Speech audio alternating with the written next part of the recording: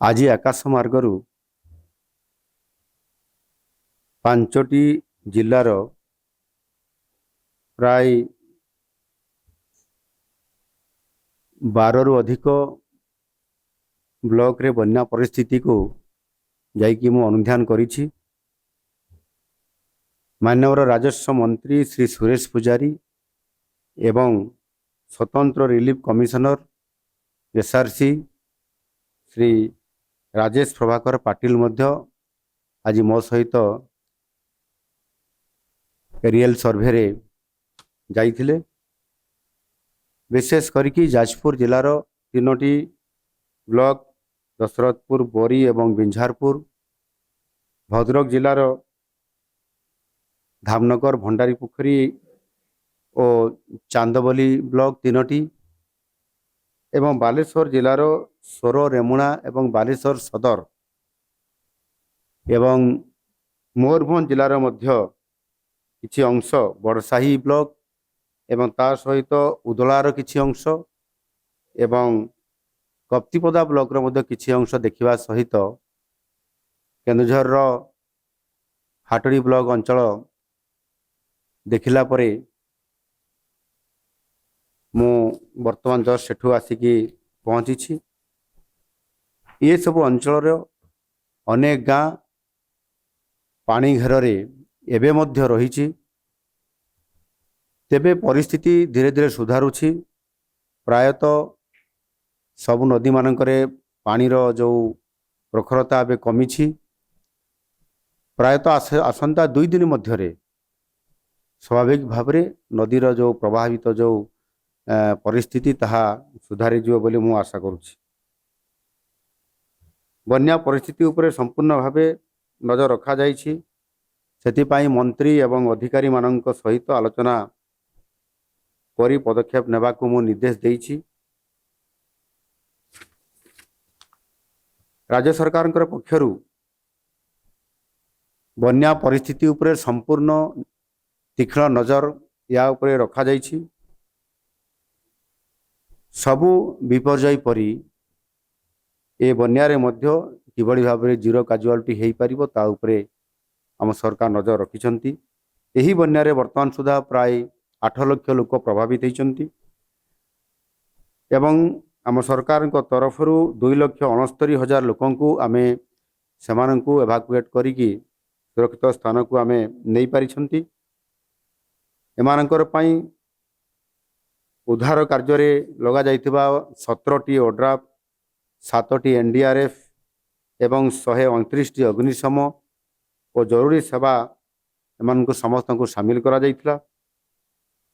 प्राय 700टी आश्रयस्थल relief camp रे समानंकर पाई रहिबार व्यवस्था, सुखिला खाद्यर व्यवस्था एवं रंधा खाद्यर व्यवस्था सहित पीवा पानी व्यवस्था करा जाइथिला एवं ता सहित मध्य यदि कहार देह असुस्थ होइजो ताले चिकित्सा करिया पाई मध्य सेठी डाक्टरी टीम रे व्यवस्था मध्य करा जाइथिला।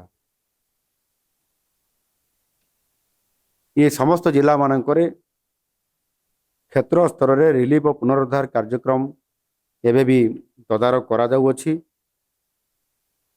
रिलीफ एवं उद्धार कार्य पई राज्यर विपर्यस्त परिचालना पांठी बा एसडीआरएफ रु 26 कोटी टंका प्रदान करा जाइछि। क्षतिग्रस्त परिवार मानकु पॉलिथिन, सुखिला खाद्य, रंधा खाद्य, पीवा पानी, औषध ए समस्त आवश्यक अनुसार किंबा कोठी अभियोग आसिले किंबा मीडिया माध्यम रे मध्य कोठी आपण माने दृष्टि आकर्षण करले तुरंत आम सरकार नजर रखिछंती एवं ता उपरे मध्य समानक पाखकु आमे ये समस्त व्यवस्था पहुंचेबारे यथा समय रे आमे ताकू सक्षम होई पारुछु। एबे पानी छाड़िबा उपक्रम करूछि। पानी छाड़िला परे 3 दिन मध्य अर्थात 72 घंटा मध्य समस्त अधिकारी माननको निर्देश दिया जाइछि। सामान्य तार सरजमीन तदंत करिवे, रिपोर्ट बनैबे एवं रिपोर्ट बनैकरी से सरकार को तांकर रिपोर्ट समस्त उपस्थापना करिवे। विशेष करिकरी आकलन परे तुरंत सहायता पैकेज सेमानक पाखक पहुंचा जिवो।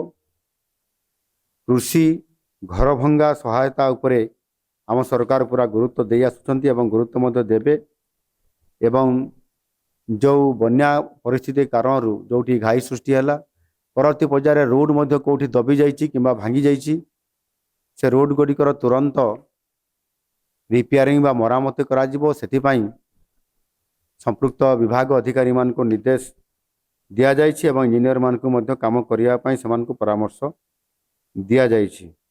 एणु आगामी दिन में जेतेबेले स्वास्थ्य परिस्थिति हुए तो आसी पारे बन्या परे किंबा साइक्लोन परे जमिति परिस्थिति गोटे आसे ताकू भी नजर कड़ा रखा जाइछि।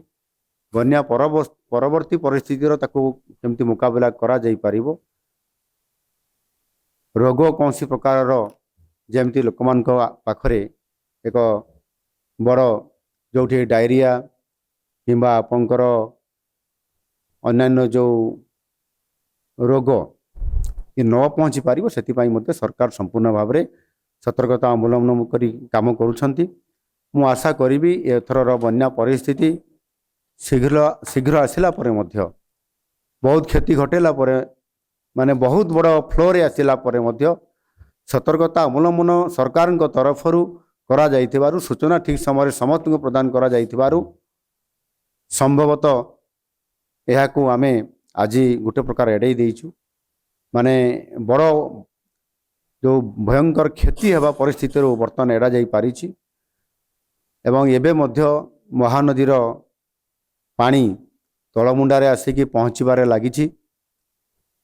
जहाँ रिपोर्ट आम पाखरे अछि जे नदी रे जेतिकी पानी फ्लो जाउथला से भी कमिबा आरंभ करिछि। एणु साधारणतः भाव में दया नदी भार्गव नदी कुशभद्रा नदी एवं एमानंकर अफेक्टेड एरिया जो अच्छी विशेष करी पुरी रो कणास ब्लॉक ये सब अंचल मानकरे मध्य तीक्ष्ण नजर रखा जाइछि। से प्रकार बड़ धरण परिस्थिति हला लागू नहीं तथापि सावधान सहित समस्त प्रकार आनुषांगिक व्यवस्था सहित जिला प्रशासन एवं आमर एनडीआरएफ एसडीआरएफ टीम को सजाग रखा जाइछि।